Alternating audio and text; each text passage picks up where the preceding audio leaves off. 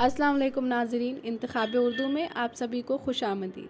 आज हम फिर से ज़बान उर्दू क़वाइद का सिलसिला शुरू करेंगे और अपने मौजू को जारी रखेंगे। हमने अपने पिछले वीडियो में उर्दू के कुछ बुनियादी मौजू पढ़े थे। आज हम फिर से उन्हीं मौजू पर थोड़ा तफसील से बात करेंगे। क़वाइद हमने पहले भी पढ़ा था। ज़बान को ठीक ढंग से बोलने, समझने और लिखने के लिए कुछ कानून और कायदे होते हैं जिन्हें उर्दू ज़बान में क़वाइद के नाम से पहचाना जाता है। ज़ाहिरन किसी भी ज़बान को ठीक ढंग से बोलने, पढ़ने, लिखने और समझने के लिए कुछ रूल्स और रेगुलेशंस होते हैं जिनको हमें फ़ॉलो करना होता है। कुछ रूल्स और रेगुलेशन होते हैं जिनको हमें फ़ॉलो करना होता है और वही कानून और कायदे जिनको फ़ॉलो करने से वो ज़बान उरूज करती है, वो ज़बान कामयाब होती है। तो इन्हीं कायदे और कानूनों को उर्दू ज़बान में क़वाइद के नाम से पहचाना जाता है। दूसरा,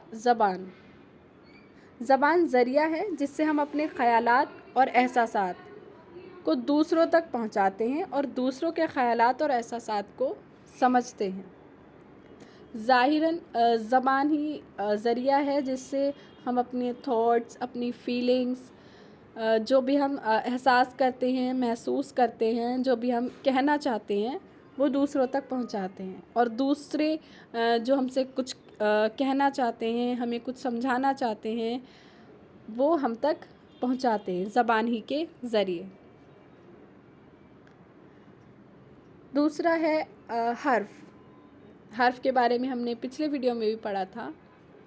हर्फ़ हमारे मुंह से निकलने वाली मुख्तलिफ़ किस्म की आवाज़ें हर्फ़ बतौर पहचानी जाती हैं। हमारे मुंह से निकलने वाली मुख्तलिफ़ किस्म की आवाज़ें हर्फ़ बतौर पहचानी जाती हैं।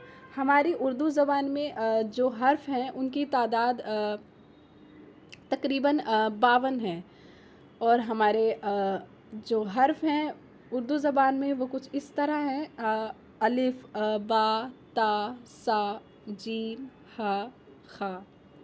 तो ऐसे आगे भी हमारे हर्फ़ मौजूद हैं। किसी भी ज़बान को बोलने, लिखने और समझने के लिए हर्फ़ बुनियाद का काम करते हैं जिनकी मदद से ज़बान बनती है और यही हर्फ़ हरूफ़ तहजी कहलाते हैं। मसलन अलिफ़, बा, भा, ता, था, टा, ठा, सा, जीम, झा, खा, हा, दाल, ध, डाल, ढ वग़ैरह।